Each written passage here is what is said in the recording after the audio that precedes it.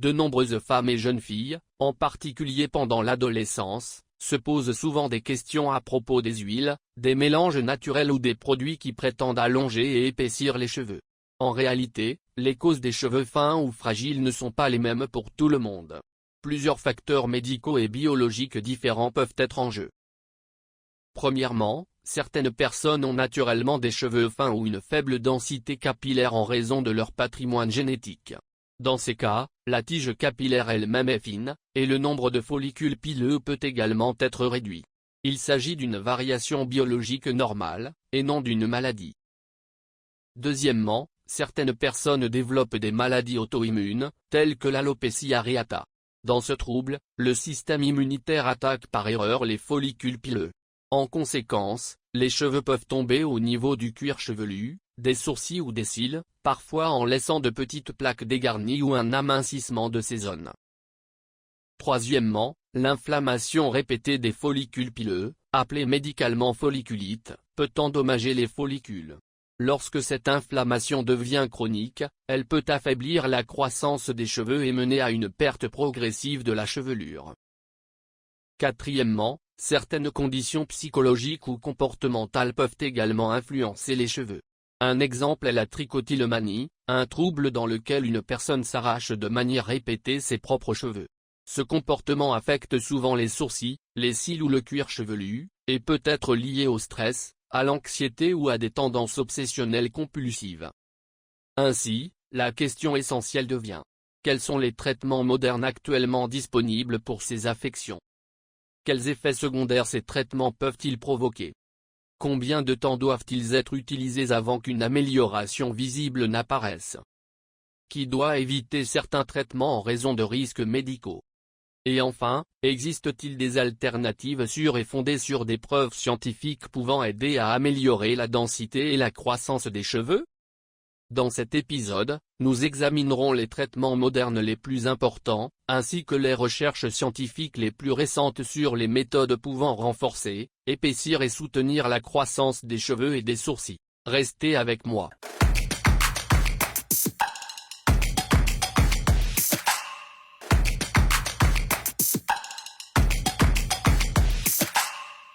Que la paix soit sur vous. Je suis Hussein Lotfi. Bienvenue sur la chaîne Octopus Pharmacist.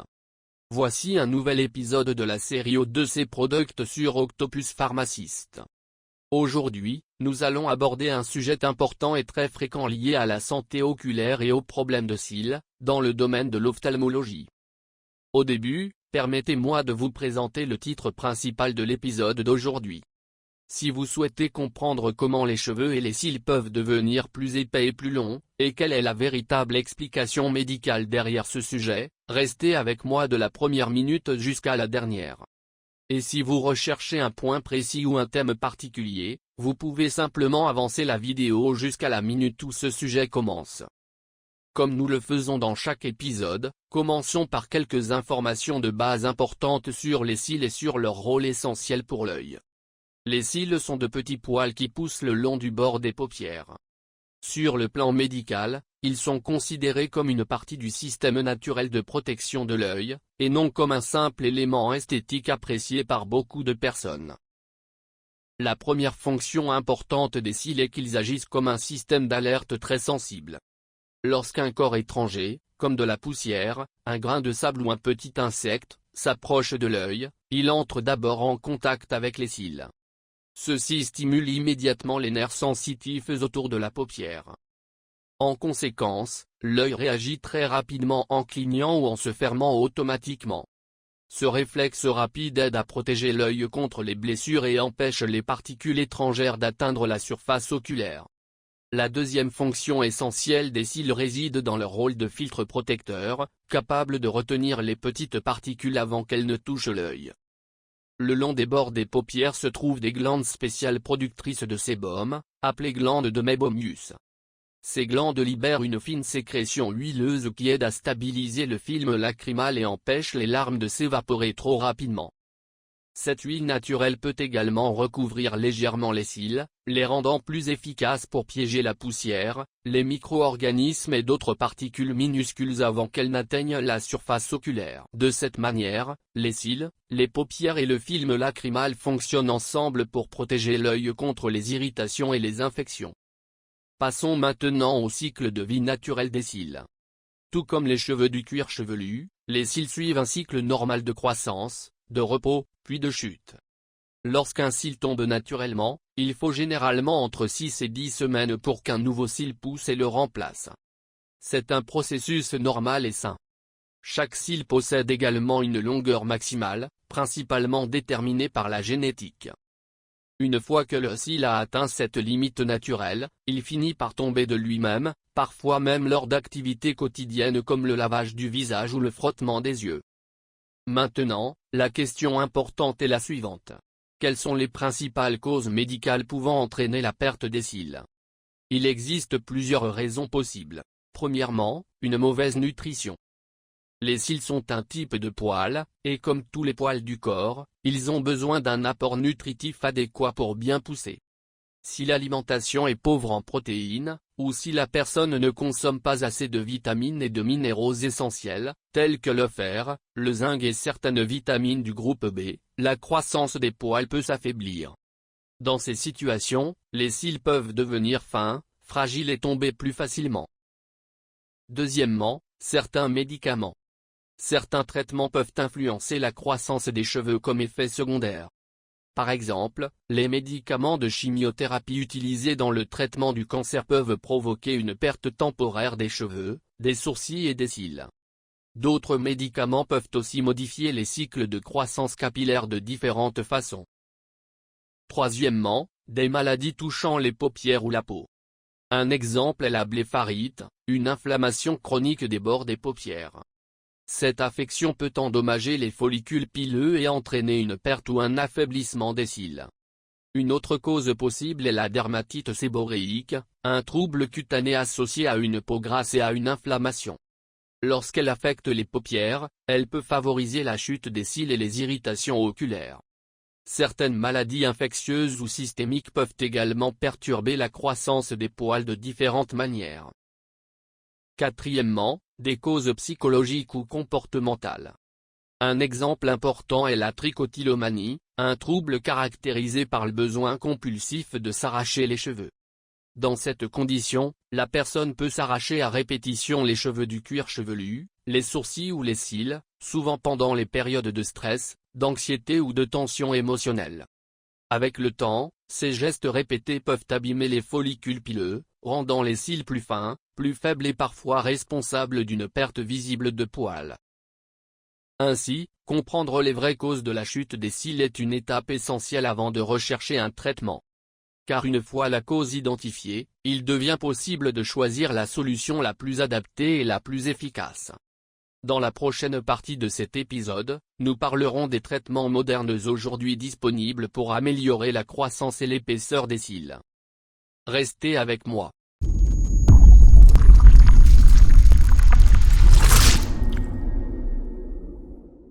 Deuxième sujet, les traitements modernes pour l'amincissement et la faiblesse de la pousse des cils. Nous arrivons maintenant au deuxième sujet de l'épisode d'aujourd'hui, et c'est en réalité le cœur de notre discussion.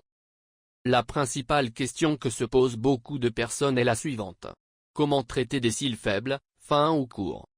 Ou, pour parler médicalement, comment traiter l'hypotrichose des cils, c'est-à-dire la diminution de la croissance ou de la densité des cils?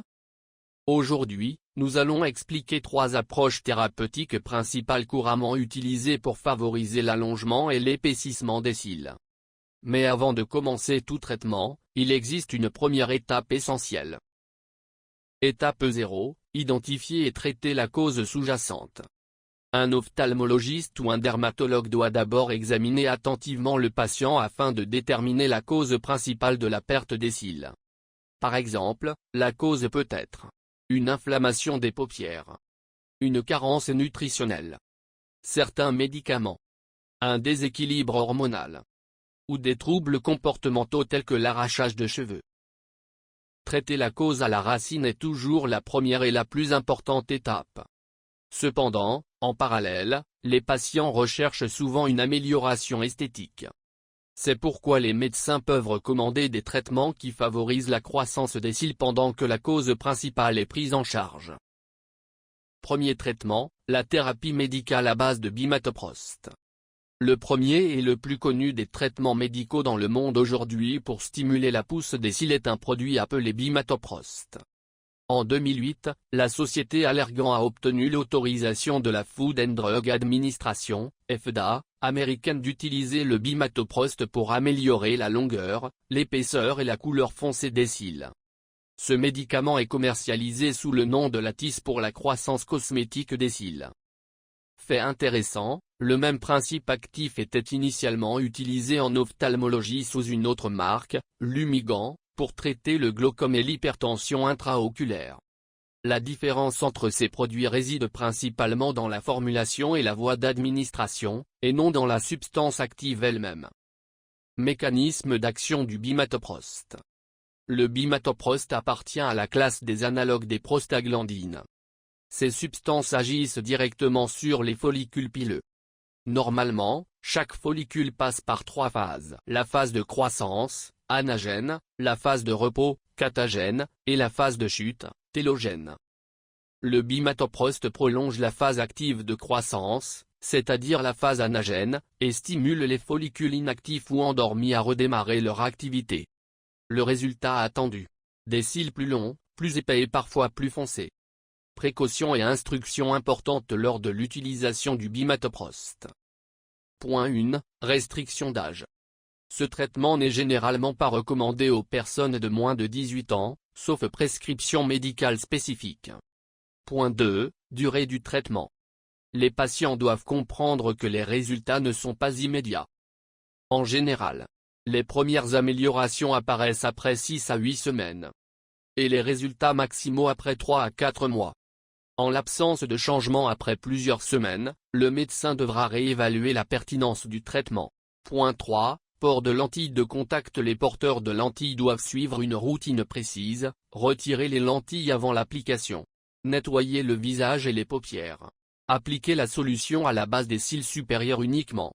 Attendre au moins 15 minutes avant de remettre les lentilles.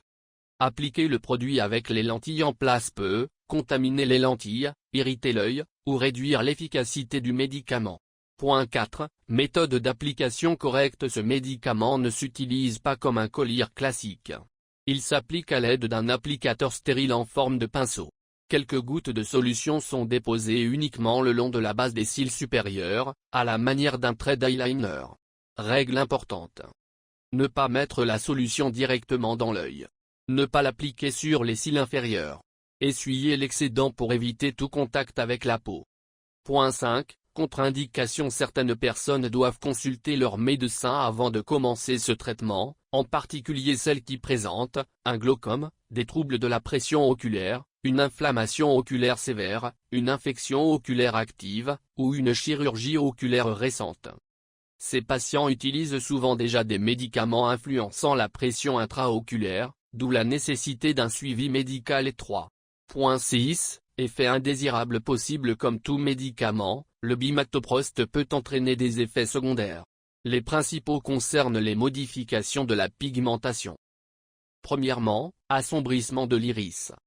L'iris, qui détermine la couleur des yeux, contient un pigment appelé mélanine. Dans certains cas, l'utilisation prolongée d'analogues des prostaglandines peut augmenter la mélanine de l'iris, rendant les yeux légèrement plus foncés. Ce changement est généralement permanent, bien qu'il soit rare lorsque le médicament est appliqué uniquement sur les cils.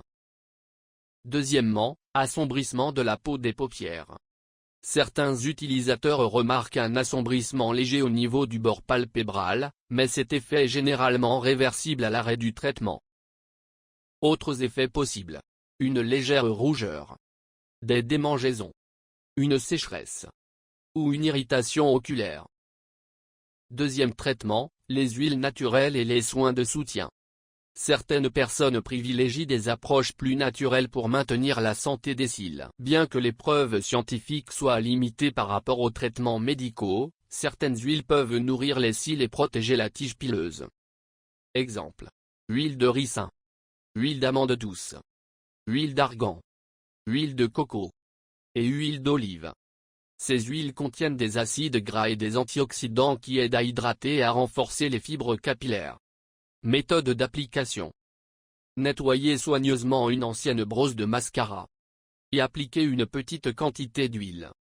Brosser délicatement les cils externes, une fois par jour, le soir. Précaution. Éviter tout contact direct avec l'œil. Toujours utiliser un applicateur propre pour prévenir les infections. Nutrition et santé des cils.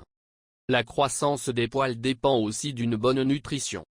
L'organisme doit recevoir suffisamment de vitamine A, vitamine C, vitamine E, ainsi que de minéraux tels que le fer, le zinc et le magnésium. Une alimentation équilibrée ou un complément validé médicalement peut soutenir la santé générale des cheveux et des cils. Troisième traitement, la greffe de cils. Si les traitements précédents échouent, ce qui reste assez rare, il existe une troisième option avancée, la greffe de cils, également appelée restauration permanente des cils. Cette procédure consiste à transplanter des follicules pileux du cuir chevelu vers la zone palpébrale. Ces follicules produisent ensuite des poils naturels similaires à ceux du cuir chevelu. Cependant, cette méthode nécessite un spécialiste expérimenté, une technique chirurgicale précise et un suivi à long terme. Comme les cheveux greffés continuent de pousser, ils doivent être entretenus et coupés régulièrement. Conclusion de ce sujet. Comme nous pouvons le constater, il existe plusieurs solutions possibles pour améliorer la croissance des cils. L'essentiel est de identifier d'abord la cause réelle, choisir le traitement le plus adapté et suivre attentivement les recommandations médicales. Dans la prochaine partie de cet épisode, nous discuterons de la sécurité, des attentes réalistes, et des recherches scientifiques récentes sur les traitements de la croissance des cils. Restez avec moi.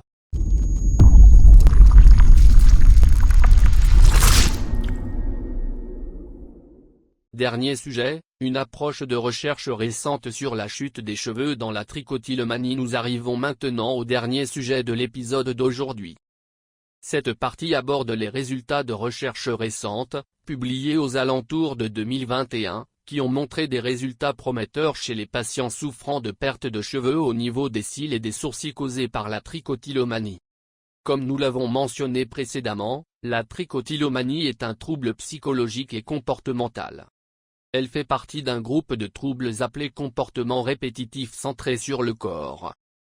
Dans cette pathologie, la personne s'arrache de manière répétée ses propres cheveux, souvent en réaction à un stress, une anxiété, une tension ou une pression émotionnelle. Ce comportement peut concerner plusieurs parties du corps: les cils, les sourcils, le cuir chevelu, la barbe, ou même les poils des bras, des jambes ou d'autres zones corporelles. Avec le temps, ces arrachages répétés endommagent les follicules pileux, entraînant un affinement ou une chute visible des poils. Premièrement, les approches thérapeutiques traditionnelles. Avant d'aborder les recherches récentes, il est important de comprendre les traitements classiques utilisés pour la perte de cheveux due à la trichotillomanie. Lorsque le problème touche les sourcils, les médecins peuvent prescrire des traitements locaux. Par exemple, les dermatologues utilisent parfois des médicaments favorisant la repousse, tels que le minoxidil, qui stimule les follicules pileux. Lorsque les cils sont concernés, des traitements comme le bimatoprost, le principe actif du produit Lattice, peuvent aider à améliorer la densité et la croissance des cils. Lorsque la perte touche le cuir chevelu, le traitement est souvent similaire à celui de l'alopécie areata ou d'autres troubles capillaires, selon la cause précise et l'évaluation clinique. Toutefois, dans les cas de trichotillomanie, il est essentiel de traiter l'aspect psychologique. Sans prise en charge du comportement lui-même, la perte de cheveux se poursuit. C'est pourquoi le traitement inclut souvent une thérapie psychologique, en particulier la thérapie cognitivo-comportementale, TCC, qui aide les patients à contrôler les pulsions d'arrachage. Nouvelle orientation de recherche, la N-acétylcystéine, NAC. Ces dernières années, les chercheurs se sont intéressés à une substance appelée N-acétylcystéine, abrégée NAC. Ce composé est utilisé depuis longtemps en médecine. Les médecins le prescrivent couramment pour plusieurs indications, notamment comme médicament mucolytique, pour fluidifier les sécrétions bronchiques dans les maladies respiratoires, et comme antidote en cas d'intoxication au paracétamol, acétaminophène. Par la suite, les chercheurs ont découvert que la NAC pouvait également agir sur certaines voies neurochimiques du cerveau, notamment celles liées au contrôle des impulsions et au comportement compulsif. En raison de ces effets, les scientifiques ont commencé à étudier la NAC comme option thérapeutique possible pour les troubles comportementaux, dont la trichotillomanie. Que montrent les recherches? Plusieurs études cliniques ont évalué l'efficacité de la N-acétylcystéine chez les patients atteints de trichotillomanie.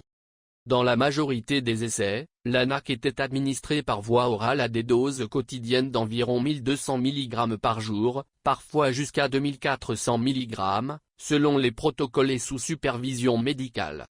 Certains protocoles incluaient également la vitamine C, environ 1000 mg par jour, pour ses propriétés antioxydantes et son rôle de soutien dans la santé des tissus. Le traitement durait généralement environ 9 semaines. Les résultats ont montré une amélioration cliniquement significative du comportement d'arrachage chez un grand nombre de participants. Dans certains essais, le taux d'amélioration était environ 50% supérieur au placebo, ce qui signifie que de nombreux patients présentaient moins de pulsions d'arrachage et une repousse progressive des cheveux. Pourquoi la NAC pourrait-elle être efficace? Les chercheurs pensent que la N-acétylcystéine agit en modulant le système du glutamate dans le cerveau, un neurotransmetteur impliqué dans le contrôle des impulsions et les comportements répétitifs. En régulant ces circuits neuronaux, la NAC pourrait réduire la pulsion compulsive d'arrachage, qui est au cœur de la trichotillomanie. Sécurité de la N-acétylcystéine. L'un des avantages majeurs de la NAC est sa bonne tolérance documentée depuis des décennies d'utilisation médicale. Lorsqu'elle est prise aux doses appropriées, elle est généralement bien supportée. Toutefois, comme pour tout complément ou médicament, elle doit être utilisée sous supervision médicale, surtout chez les personnes présentant des maladies chroniques ou prenant d'autres traitements. Message essentiel. Le point clé à retenir est que la trichotillomanie n'est pas un simple problème esthétique, mais un trouble médical et psychologique nécessitant une approche globale. Celle-ci peut inclure une thérapie comportementale, un traitement médical de repousse des poils, et, dans certains cas, un soutien complémentaire par des suppléments tels que la N-acétylcystéine. Et voilà, nous arrivons à la fin de l'épisode d'aujourd'hui de la série O2C Product de Octopus Pharmacist. J'espère sincèrement que cet épisode vous a apporté des informations claires, utiles et scientifiquement exactes sur la santé des cils et les traitements actuellement disponibles. Si vous avez apprécié cette vidéo et l'avez trouvée instructive, n'oubliez pas de soutenir la chaîne. Aimez la vidéo. Abonnez-vous. Et partagez cet épisode avec celles et ceux qui pourraient en bénéficier. Vous pouvez également soutenir la chaîne sur Patreon, PayPal ou via les abonnements YouTube. Merci beaucoup pour votre attention. Bonne nuit.